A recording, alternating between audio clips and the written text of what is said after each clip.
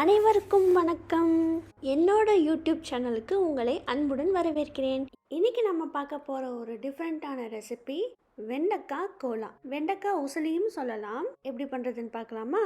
வாங்க வீடியோக்குள்ளே போகலாம். இதற்கு தேவையான பொருட்கள்: கடுகு 1/4 டீஸ்பூன், சோம்பு 1 டீஸ்பூன், வரமிளகா காரத்துக்கு ஏற்ப நான் 6 எடுத்திருக்கேன், பூண்டு 2 பல், பெரிய வெங்காயம் 2, கருவேப்பிலை 1 கொத்து, துவரம்பருப்பு 3/4 கப், கடலைப்பருப்பு 1/4 கப்.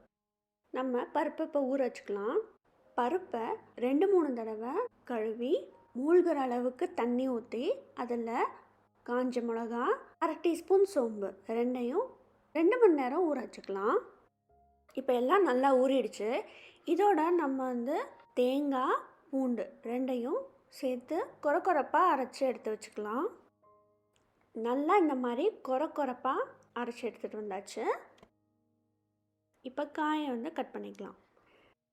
வெண்டைக்காயை இந்த மாதிரி பொடி பொடியாக நறுக்கி 1 கப் எடுத்து வச்சுருக்கேன். கிராம்ஸ் கணக்கு பார்க்குறப்ப 200லேருந்து 250 கிராம்ஸ்.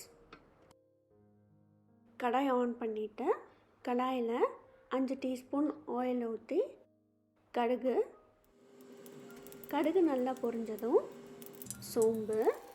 சோம்பும் பொரிஞ்சதுக்கப்புறம் கருவேப்பிலை நல்லா மிக்ஸ் பண்ணிவிட்டு கட் பண்ணி வச்சுருக்கிற ஆனியன் வதங்குற அளவுக்கு 1/4 டீஸ்பூன் சால்ட் ஆட் பண்ணிக்கலாம். ஆனியன் ஹாஃப் குக் ஆனதுக்கப்புறம் நம்ம நறுக்கி வச்சுருக்கிற வெண்டைக்காயை ஆட் பண்ணி நல்லா அந்த பசத்தன்மை போகிற அளவுக்கு வதக்கிக்கணும்.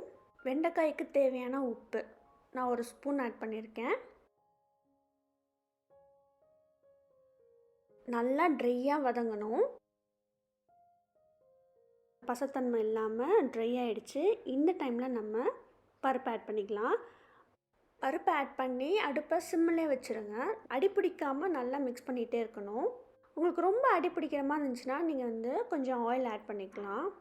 நான் கொஞ்சம் ஆயில் ஆட் பண்ணியிருக்கேன். இப்போ அடியில் நல்லா மிக்ஸ் பண்ணிவிட்டு மூடி வச்சு ஒரு 3 to 5 மினிட்ஸ் ஸ்லோ ஃப்ளேமில் குக் ஆகணும். இந்த மாதிரி 2-3 தடவை அப்பப்போ பார்த்து கிண்டி விட்டுட்டே இருக்கணும். அப்போ தான் அடி பிடிக்காமல் இருக்கும். இப்போ பார்த்திங்கன்னா ஆல்மோஸ்ட் ஒரு 10 to 12 மினிட்ஸ் ஆகிடுச்சு. பாருங்கள், அடி பிடிக்காமல் ட்ரையாக இருக்குது.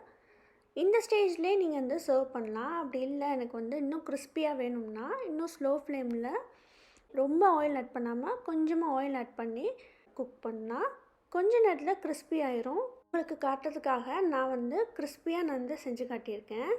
பார்த்திங்களா எவ்வளோ உதிரியாக ட்ரையாக இருக்குது. இதை நீங்கள் இப்படியே கூட சாப்பிட்லாம். அப்படி இல்லாட்டி சாம்பார், ரசம், குழம்பு எதுக்குனாலும் சேர்த்து சாப்பிட ரொம்ப நல்லாயிருக்கும். நீங்களும் உங்கள் வீட்டில் ட்ரை பண்ணி பார்த்துட்டு எப்படி இருக்குன்னு எனக்கு கமெண்ட்டில் சொல்லுங்கள். உங்களுக்கு இந்த வீடியோ பிடிச்சிருந்துச்சுன்னா லைக் பண்ணுங்கள், ஷேர் பண்ணுங்கள், கமெண்ட் பண்ணுங்கள். மறக்காமல் என்னோடய யூடியூப் சேனலுக்கு சப்ஸ்கிரைப் பண்ணுங்கள். நன்றி, வணக்கம்.